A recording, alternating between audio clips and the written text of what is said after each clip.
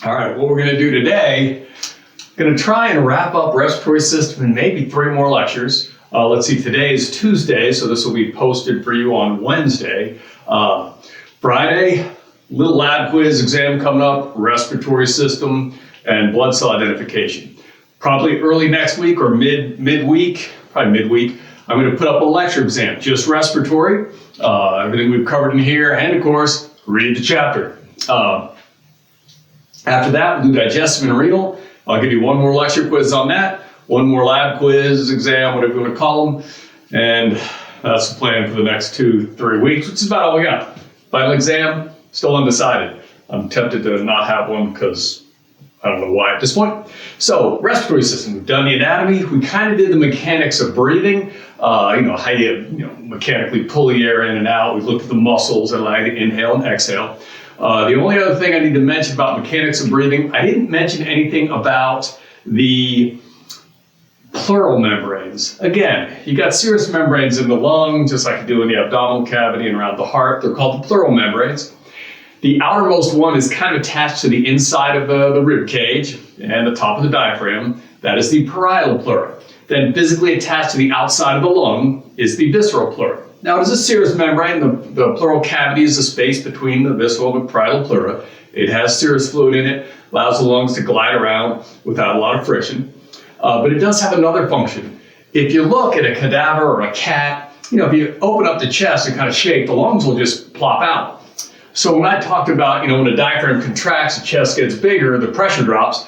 When the diaphragm contracts, why does the lung follow? Well, I don't know how much space I'm going to have today, but imagine here's your rib cage, here's your diaphragm, the lungs, I'm just going to draw one, it's your trachea, and imagine this is your lung here. Not really physically connected to the diaphragm or the rib cage. So when the diaphragm contracts and moves down, something like this, why does that have anything to do with the lungs? Well, this exaggerated space here, that's the pleural cavity. It turns out if you take a lung out of the chest, it's going to be completely flat. It's going to be completely collapsed. There is no air in it. In a human, even if you exhale as much as you can, squeeze all that air out, there's still like 1.2 liters in there you can't get out. Human lungs do not collapse. Now they would. Again, it's like an elastic balloon. If you inflated a lung, breathing in the trachea, let it go, the elastic tissue and the surface tension would push all the air out. The reason it doesn't, there's an offsetting force. Surface tension in the elastic tissue in the lung is going to try and completely push all the air out of the lungs. The reason it doesn't, this pleural cavity has a negative pressure in it. Okay, maybe not a negative pressure, call it lower pressure. So between breaths, let's say you're not breathing, but the airways are open, pressure in the lung might be 760. The pressure in the pleural cavity is always going to be lower than the pressure in the lungs. So the pleural cavity has a lower pressure than the alveolar pressure. That is the pressure in the lungs. That lower pressure is actually what kind of keeps the lungs sucked open a bit. When the diaphragm contracts, this volume gets bigger, which drops the pressure in the pleural cavity, and it basically sucks the lungs open, which makes them expand, pressure drops in the lung, air moves through. This can have some consequences if there's trauma. If you took a pencil or something and stuck it between your ribs, those intercostal muscles, like a 1/2 inch thick, stick that pencil in, pull it out. If you have a hole here, and you have a lower pressure here, say 756, and you got a higher pressure out here, 760, guess what's going to happen? Air will actually move in. They call it a pneumothorax. If you punch a hole or have any trauma to the rib cage, that opening will allow air to move in. If you try and inflate your lungs by contracting the diaphragm, you're not going to suck the air through the trachea and your nostrils and everything. You're going to suck it in the hole. It's called sucking chest wounds. And as that air moves in, it will slowly allow the lung, particularly the lung on that side, to collapse. The mediastinum isolates left and right lung a little bit. So if you had a hole in the right side of your rib cage, air's going to move in, you'll collapse this is your right side. You'll collapse your right lung. So that pleural cavity contains a negative pressure relative to the alveolar pressure. It's always lower here in the pleural cavity than it is in the alveoli of the lungs. That's always keeping them somewhat open. Didn't mention out the mechanics of breathing, but now we have. Now, what we're going to look at next is the control of breathing.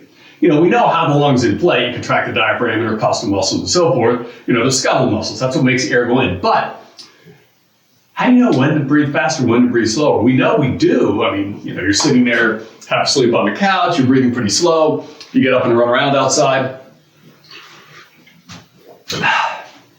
Your respiratory goes up. And we know it's the brain controlling your respiration because, of course, it's skeletal muscles controlled by the somatic branch of the nervous system. So how does your brain know when to make you breathe faster, when to make you breathe slower? Well, it turns out there are chemoreceptors in the blood. You remember from last semester, you got a lot of different types of sensory neurons and receptors. Some of them are chemoreceptors. That is, they will respond to particular chemicals. Now, as far as control of breathing goes, you've got two types of receptors.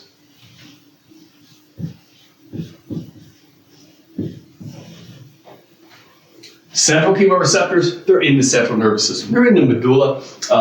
They are monitoring cerebrospinal fluid chemical makeup, which of course, cerebrospinal fluid is produced from the circulatory system. So those are your central chemoreceptors.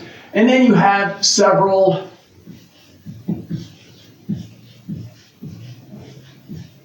peripheral chemoreceptors.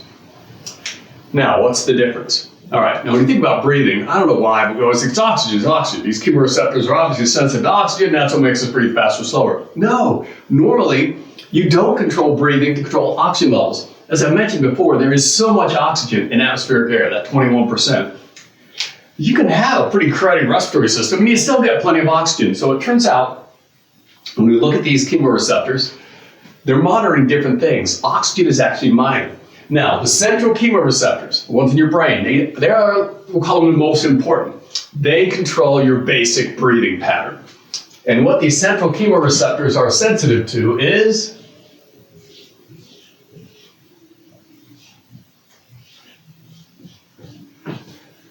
concentrations of carbon dioxide and the pH of the blood. Now, they're related.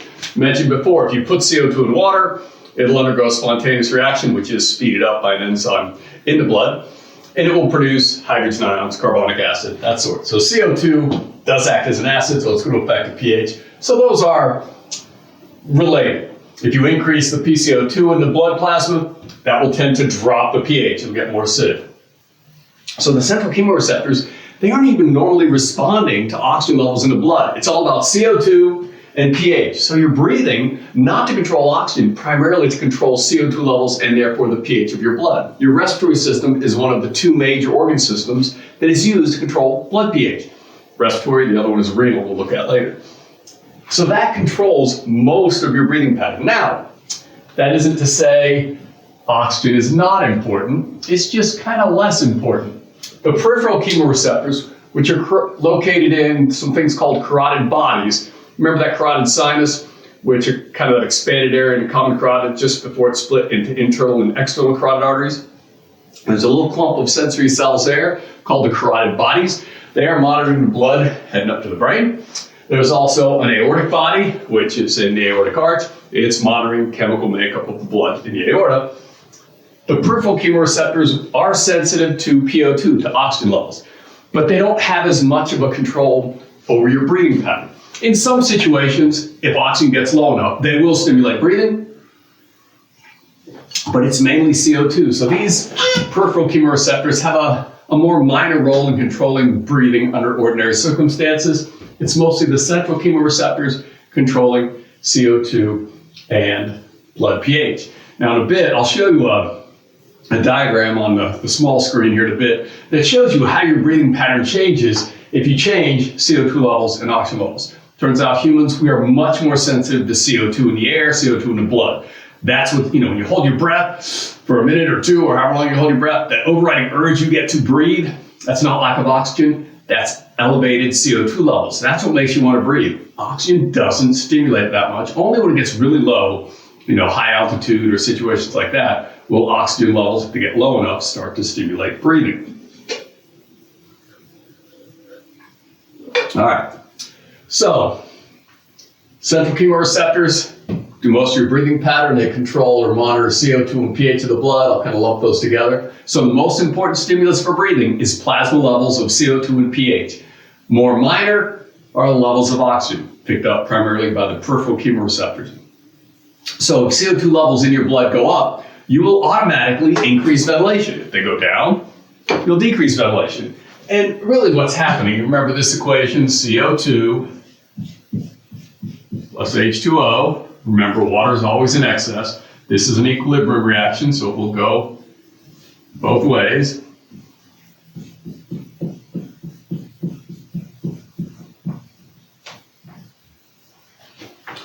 CO2 and water, if you put them together, they will spontaneously form carbonic acid. This is carbonic acid,